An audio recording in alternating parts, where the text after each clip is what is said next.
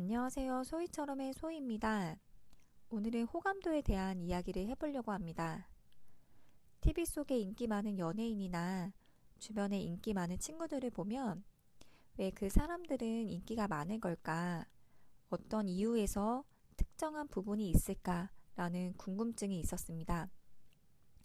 그래서 제가 최근에 책을 읽었는데 이 책의 이름은 완전 호감 기술책이라는 책입니다. 이 호감도가 높은 사람은 어떤 이유에서 호감도가 높은지 이 책에서 보여주고 있어요. 그래서 이 책을 간략하게 정리해서 여러분들한테 말씀드리려고 합니다.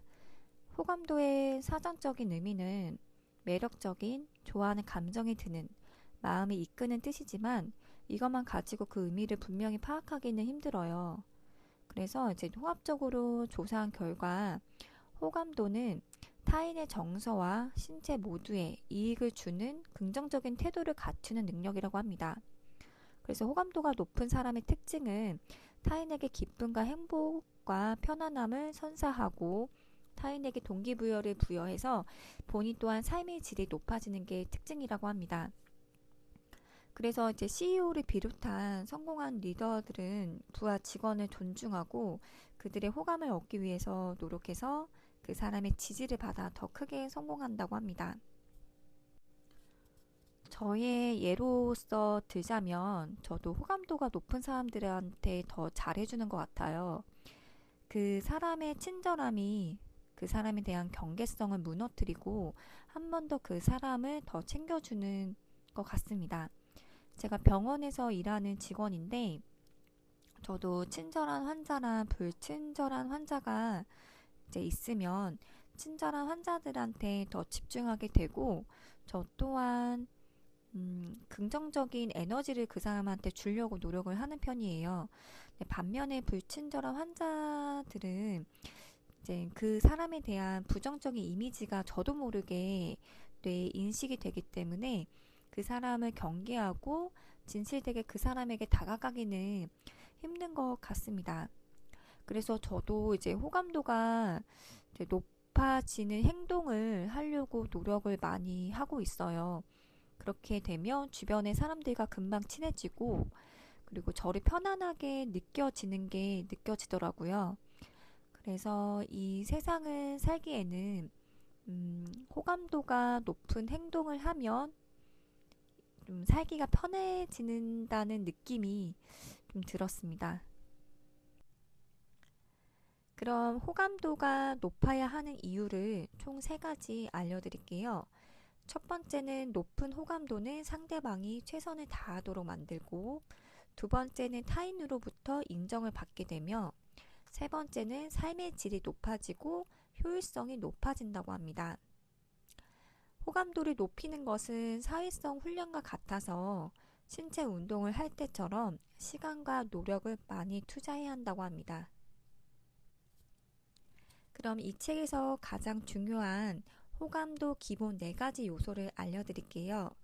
총 네 단계가 있고 이 네 단계가 있어야지 호감도가 높은 사람으로 인식이 됩니다.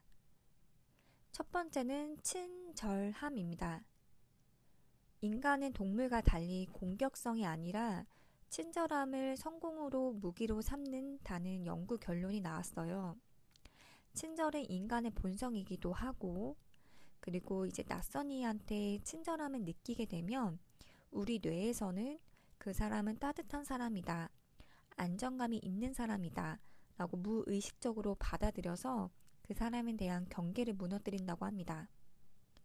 그리고 친절한 행동을 보게 되면 우리 뇌에서는 DHEA라는 행복 호르몬 수치가 올라가고, 불친절한 행동을 보게 되면 스트레스인 호르몬인 코르티솔이라는 수치가 올라간다고 합니다. 친절의 세부 요소에 대해 말씀드릴게요. 친절은 일단은 친절함을 태도를 유지를 해야 되고, 상대방의 눈을 마주치고, 그리고 가식적으로 웃지 않으며 개방적인 자세와 그리고 말을 할 때 바른 자세와 목소리 톤을 유지하는 겁니다. 그리고 가장 중요한 것은 자기 자신을 먼저 좋아해야지 다른 사람들한테도 친절함을 할 수가 있다고 합니다. 두 번째는 연관성입니다. 자신의 관심사가 비슷한 사람에게 큰 호감을 느낍니다. 인간은 본능적으로 자신과 비슷한 사람을 상대하고 싶습니다. 연관성의 세부 요소는 타인과 잦은 접촉 범위를 만들고 타인과 관심사를 공유하며 타인의 욕구와 필요를 파악하고 그 새로운 이들에 대해서 적극성을 가지고 새로운 역할에 도전을 해보는 것입니다. 세 번째, 공감입니다. 아무리 친절하고 연관성이 있어도 상대방과 공감대를 형성하지 못하면 깊은 인상을 주기가 힘듭니다. 공감은 타인의 상황을 이해하는 것뿐만 아니라 내면의 그들의 감정을 그대로 재경험하는 행위입니다. 공감은 자신의 감정이고 타인의 감정이 아닙니다. 공감은 그 사람의 감정을 자신에게 투영시키는 것이고 그 사람의 입장이 되어보는 행위입니다. 공감의 세부 요소는 말을 할 때 상대방의 얼굴을 쳐다보며 경청할 준비 자세를 가지고 그 사람에 대한 이야기를 끝까지 들어보며 급하게 결론을 짓기를 하면 안 됩니다. 그리고 타인의 감정을 있는 그대로 받아들이고 그 상대방의 얘기를 한 거에 대한 질문도 피드백도 그리고 다시 해보는 것입니다. 그리고 마지막 단계인 진실성입니다. 이 세 가지가 충족이 돼야지 상대방을 대할 때 진실된 태도로 그 사람을 위해서 집중하고 걱정하고 생각해주는 그런 호감도가 높은 사람으로 저희가 되는 건데 이 진실성을 가지기가 굉장히 어려운 부분인 것 같아요. 이거는 눈빛이나 비언어적인 태도로 상대방을 대하는 거기 때문에 이 네 가지를 다 충족하기에는 정말 많은 시간과 자신만의 그 개인적인 노력이 필요한 것 같습니다. 저는 이 책에서 가장 좋았던 내용 중에 하나는 호감도를 높이는 방법 중에 가장 중요한 것은 일단 내 모습에서 호감적인 내 모습을 찾는 게 가장 중요하다고 이 책에서 말을 해주더라고요. 그래서 저는 남들한테 비춰질 때나 저한테 느껴지는 호감적인 이미지는 뭘까라는 생각을 많이 했어요.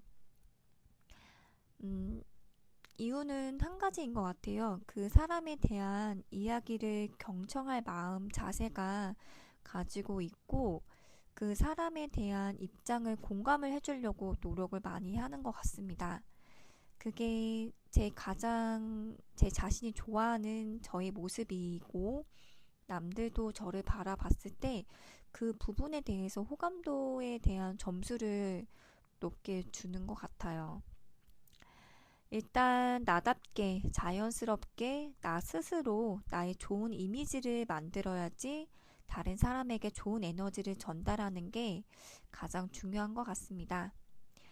여러분 오늘 호감도에 대해서 간략하게 말씀드렸는데 제 영상을 끝까지 들어주셔서 감사하고 저희 오늘도 행복한 하루 맞이하시면서 이제 감기 조심하시고 다음에도 또 재미있는 컨텐츠로 찾아뵙도록 하겠습니다. 감사합니다.